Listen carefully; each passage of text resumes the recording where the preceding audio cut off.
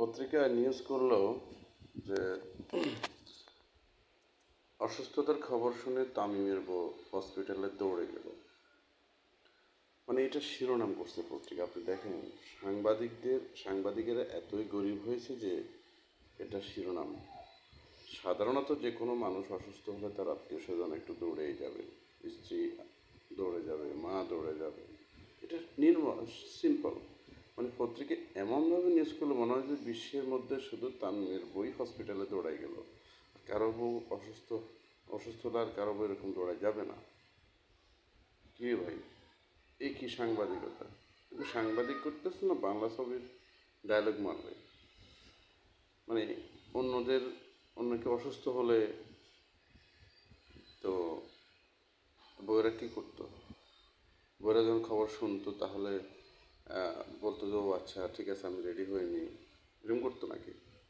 Makeup করতো, ready হয়ে নিত, চুল আঁচড়াতো, তারপর বলতো ঠিক আছে একটা সিএনজি দেখো, আমি রেডি হচ্ছি। হুম, সুন্দর কাপড় পরতো, মানে অনেক সময় নিত। এরপরে সিএনজিতে উঠতো, ওটার মধ্যে যাওয়ার পথে আবার যদি দেখা যে স্বপ্নতে ডিসকাউন্ট দিচ্ছে, হ্যাঁ, কোনো একটা দোকানে কোনো ডিসকাউন্ট চলছে, সেখানে ঢুকতো, ডিসকাউন্টের মালামাল কিনতো, তারপর হসপিটালে ঢুকতো, ঢুকে ডাক্তারের সাথে কথা বলতো। হ্যাঁ, মেকআপ নষ্ট হয়ে যাওয়ার ভয়ে চুপচাপ কিছু খেত না, কান্না করতো না। মানে অন্যদের বউ হলে এরকম করতো আর কি। শুধু তামিমের বউ বেলায় দৌড়াই হসপিটালে গেল। এদেশে সাংবাদিক নামে কিছু কুলাঙ্গার জন্ম হয়েছে যারা সাংবাদিকতা কী সেটাই জানে না।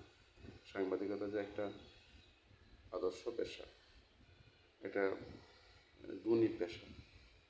সাংবাদিকতা করতে হলে যে শিক্ষা এবং জ্ঞান বুদ্ধি বিবেক লাগে সেই জিনিসটা তারা জানে না। তারা